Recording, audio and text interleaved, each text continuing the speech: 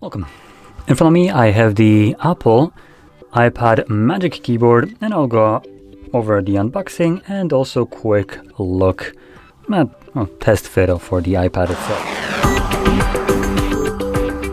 Well, let's just get straight into it.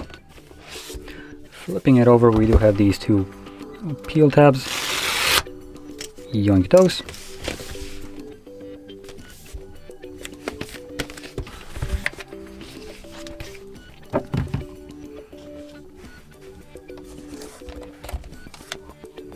As you can see in the package, we just have the case itself, or the keyboard, or whatever you want to call it.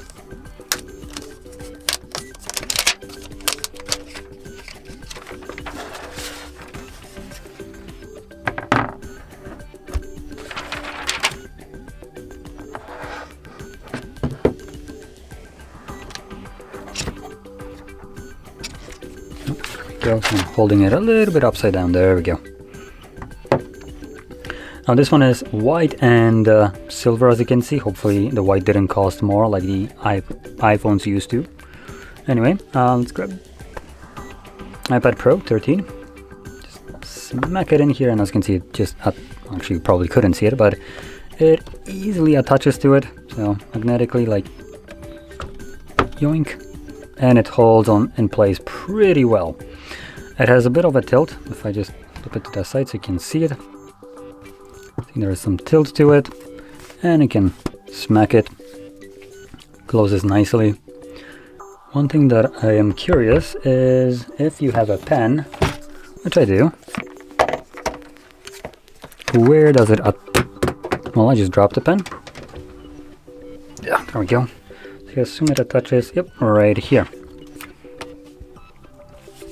Now, weirdly enough, we have a logo at the back, but not at the front. Would have been kind of nice to have something more here, as it looks a little bit too plain, as you can see. And this is the, I guess, the front, you can call it. Now, opening that up, I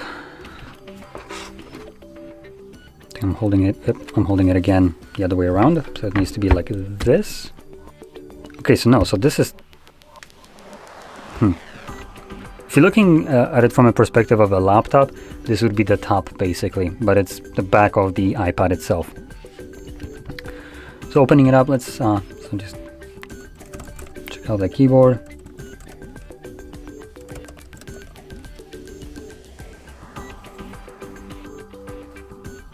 Layout is a little bit cramped, but the button travel and press is distinct, so you don't have any kind of, I would say, pretty hard to misclick. If you use a keyboard from Apple on like their MacBooks and stuff like that before, this is basically the same thing in terms of feel. Though I'm not sure what kind of switches they use. I don't think it's the crappy ones that they used to have, the one where speck of dirt gets in there and just gets stuck. I think these are the normal ones, so if I'm correct, that's obviously the better case. The chassis itself around here is made out of what looks to be aluminum with a trackpad, which you can see right here. It has this tiny little dot. The trackpad itself is on a smaller side, but it's pretty easy to get around the entire tablet from side to side. So just going to showcase this. I'm gonna just go from one end to another. It does have mouse acceleration. So if you go slowly, you can see it right here. So I'm gonna go slowly, and you can see it travels much closer than if you go like quickly. So the same thing, same movement, just did like less than half a move, and it already is at the other end. So yeah, mouse acceleration here, and because this is an iTablet, I don't think you have option to turn that off if that is something that you don't like. But for trackpads, I would say that is a pretty decent thing to have. So yeah, okay, the case-wise, keyboard-wise, seems pretty solid. Feels nice, premium, and seems to work pretty well. Obviously, there's no setup needed. You just plop your tablet onto it, and it automatically works without ever needing to do anything extra. And same thing goes, you can just unclip it, and it obviously won't work anymore, as it does connect with these pogo pins right here to the back of the tablet. So the moment you smack it on here, it should start working. And you can already see the trackpad. there we go. Anyway, pretty neat accessory that obviously just adds a bit more to the laptop feel to the device itself. So anyway, with that being said, if you found this video helpful, don't forget to hit like, subscribe, and thanks for watching.